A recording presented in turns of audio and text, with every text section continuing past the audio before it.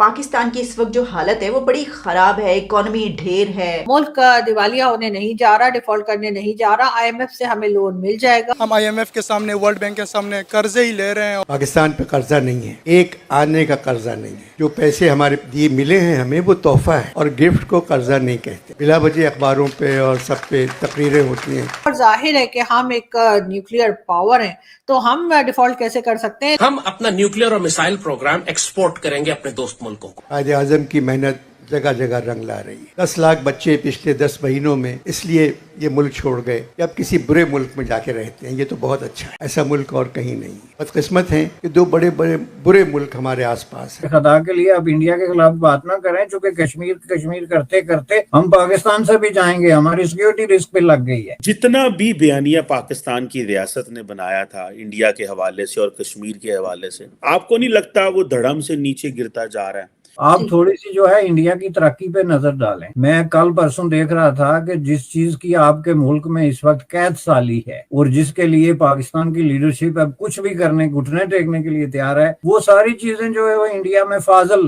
Surplus میں چاول، گندم۔ جیسے ہی پاکستان میں آٹا مہنگا ہوا تو اس کے بعد پاکستان میں آٹے کی کالا بازاری شروع ہو گئی، اور اس کے بعد پاکستان کو یہ لگنے لگا کہ یہ تو فوڈ سیکیورٹی پر خطرہ ہے، اور اس خطرے کو دور کرنے کے لیے پاکستان کو آٹا امپورٹ کرنا پڑے گا کسی دوسرے دیش سے۔ اور اب پاکستان کے میڈیا میں کچھ لوگ کہہ رہے ہیں کہ بھارت سے آٹا امپورٹ کرنا سستا پڑے گا، تو ہمیں بھارت سے ہی آٹا لینا چاہیے، اور اس کے لیے ہمیں کشمیر کا راگ الاپنا تھوڑا کم کرنا پڑے گا، کیونکہ یہ پاکستان کی ضد ہی تھی جس کے کارن پاکستان نے آج تک بھارت سے ٹریڈ بند کیا ہوا ہے۔ ایسا ملک اور کہیں نہیں ہے۔ بدقسمت ہیں کہ دو بڑے برے ملک ہمارے آس پاس ہیں۔ سامنے ہندوستان ہے، پیچھے افغانستان ہے۔ قائد اعظم کو یہ پلاٹ لینے کی کیا ضرورت تھی؟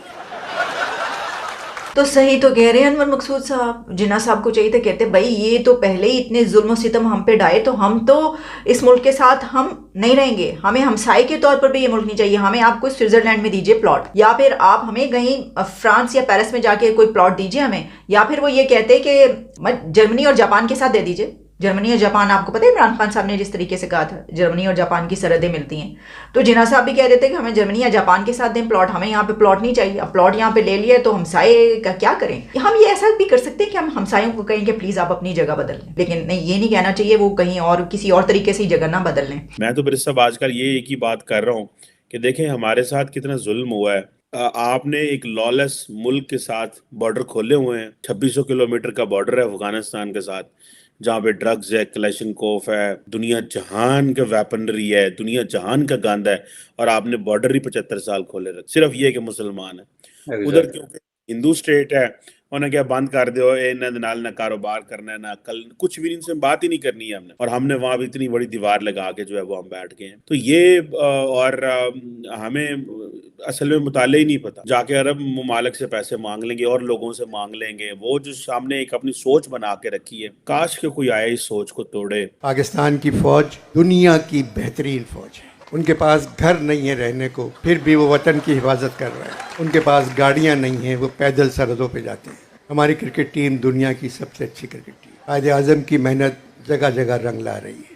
10 لاکھ بچے پچھلے 10 مہینوں میں اس لیے یہ ملک چھوڑ گئے کہ اب کسی برے ملک میں جا کے رہتے ہیں۔ یہ تو بہت اچھا ہے۔ پاکستان کی اس وقت جو حالت ہے وہ بڑی خراب ہے، اکانومی ڈھیر ہے، اور منسٹرز خود یہ بات کر رہے ہیں کہ ڈیفالٹ ہو گئے۔ نہیں جی، ملک دیوالیہ ہونے نہیں جا رہا، ڈیفالٹ کرنے نہیں جا رہا، آئی ایم ایف سے ہمیں لون مل جائے گا اور ہم سنبھالا لے لیں گے، مگر ساتھ ساتھ خیر وہ تو دیکھا جائے گا، اور ظاہر ہے کہ ہم ایک نیوکلیئر پاور ہیں، تو ہم ڈیفالٹ کیسے کر سکتے ہیں؟ ہم اپنا نیوکلیئر اور میسائل پروگرام ایکسپورٹ کریں گے اپنے دوست ملکوں کو، اور آپ کھل کے آفر کریں سعودی عرب کو، کھل کے آفر کریں ٹرکی کو، کھل کے آفر کریں ایران کو، اور انٹرنیشنل لیول پر کریں، دنیا کے سامنے کریں کہ پاکستان اپنے نیوکلیئر وار ہیڈز، ہمارے پاس اگر 150 وار ہیڈ ہیں اور ہم اس میں سے 5 وار ہیڈ سعودی عرب کو فروخت کر دیں اور 5 ٹرکی کو فروخت کر دیں تو ہمیں فرق ہی کوئی نہیں پڑے گا۔ یہ ہماری ڈیفنس ٹیکنالوجی ہے جو ہم ایکسپورٹ کر سکتے ہیں۔ جتنا بھی بیانیہ پاکستان کی ریاست نے بنایا تھا انڈیا کے حوالے سے اور کشمیر کے حوالے سے، آپ کو نہیں لگتا وہ دھڑم سے نیچے گرتا جا رہا ہے؟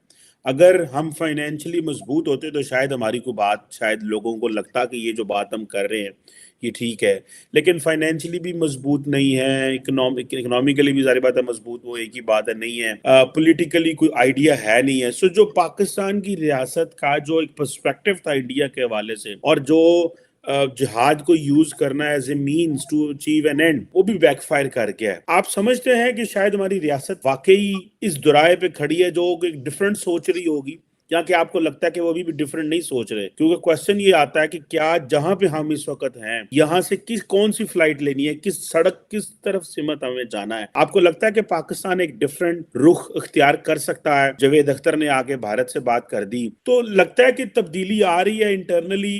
ہر ریاست نے بڑا کنٹرول کرنے کی کوشش کی لیکن شاید کوئی تبدیلی آ رہی ہے، آپ وہ تبدیلی محسوس کر پا رہے ہیں؟ نہیں تبدیلی آ رہی ہے جناب، اور تبدیلی آپ کو ریفلیکٹ ہوتے دکھائی دیتی ہے پرائیویٹ محفلوں سے لے کے تو بڑے بڑے جو ہے وہ جلسوں جلوسوں تک جہاں پہ لوگ ایسی باتیں کرتے ہیں جو کل تک نہیں کرتے تھے، اور کل تک اگر نہیں کرتے تھے تو اس کی دو وجوہات تھی۔ ایک تو یہ ہے کہ آپ جو ہے وہ اسٹیٹ کی طرف سے ایک کرائیٹیریا مقرر کر دیا گیا تھا کہ اس سے باہر آپ یہ بات نہیں کر سکتے، اور دوسرا یہ ہے کہ رائٹ فرام 1947 جو ہے وہ اس مقصد کے لیے بلینز آف روپی جو ہیں وہ خرچ کیے گئے کہ انڈیا کے خلاف آپ جو ہے وہ ہیٹڈ کریٹ کریں، تو وہ 24 آورز ان کا نان سٹاپ قسم کا جو ہے جو منترا تھا، جو فوکس ہوتا تھا، وہ ایک اینٹائی انڈیا موو جو ہے وہ پاکستان کے اندر کریٹ کرنا۔ ایک تو جو ہے وہ سسپیشن اور مسٹرسٹ کہ جناب انڈیا کے پاس پتہ نہیں کون سا منصوبہ ہے اور وہ کس طریقے سے جو ہے وہ پاکستان کو نگلنے کے در پہ ہے، اور دوسرا یہ ہے کہ اس کو ہم جو ہے وہ کس طریقے سے تباہ و برباد کر سکتے ہیں۔ ہم تو بمبئی کے لوگ ہیں، ہم نے دیکھا ہمارے شہر پہ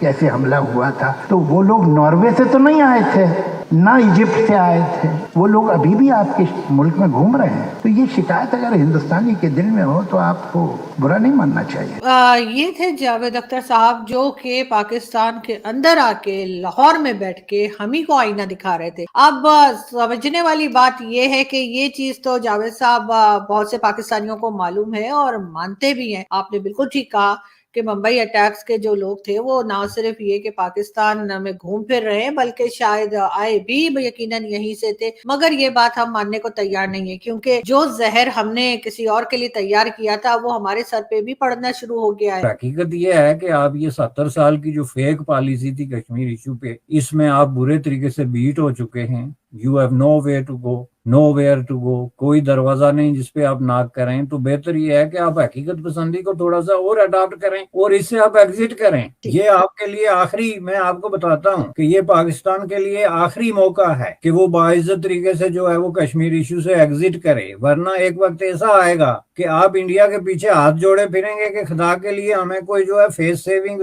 کے لیے کوئی جو ہے موقع دے دیں، وہ نہیں دیں گے، چونکہ پالیٹکس بڑی خوفناک اور بے رحم قسم کی جو ہے نا ایک چیز ہے، اس میں کوئی کسی پہ رحم نہیں کھاتا۔ یہ ایک آخری وقت ہے کہ جس میں پاکستان جو ہے وہ انڈیا کے ساتھ جو یہ انٹرنیشنل ایک، میں اس کو بینڈ ویگن ہی کہتا ہوں، جو چل پڑی ہے، اس کے اوپر سوار ہو جائے، اور اس کے اوپر سوار ہو کے تو وہ اپنی بقا بھی ہے، جو اس کے اپنے معاملات ہیں وہ انڈیا کے ساتھ ڈائریکٹ ڈسکس کرے، بجائے اس کے کہ دور دور کی کوڑیاں لائیں، دور دور جا کے جناب جرمنی میں سیکیورٹی کانفرنس میں شرکت کریں، پتہ نہیں کہاں جہاں پہ آپ کا کوئی لینا دینا نہیں، کوئی مطلب ہی نہیں، وہاں پہنچے ہوئے ہیں آپ، اور جہاں آپ کو بات کرنی ہے وہاں آپ نے منہ پہ تالا لگایا ہوا ہے۔ آپ تھوڑی سی جو ہے انڈیا کی ترقی پہ نظر ڈالیں۔ میں کل پرسوں دیکھ رہا تھا کہ جس چیز کی آپ کے ملک میں اس وقت قید سالی ہے اور جس کے لیے پاکستان کی لیڈرشپ اب کچھ بھی کرنے، گھٹنے ٹیکنے کے لیے تیار ہے، وہ ساری چیزیں جو ہے وہ انڈیا میں فاضل سرپلس میں چاول، گندم سے لے کے آپ کوئی کھانے پینے کی چیز سے لے کے شوگر، یعنی ملینز آف ٹنز کی فاضل پیداوار ہے، جس کو وہ اب دوسری چیزوں میں مثلا انرجی میں کنورٹ کر رہے ہیں، کچھ اور طریقوں سے ان کو یوز کر رہے ہیں۔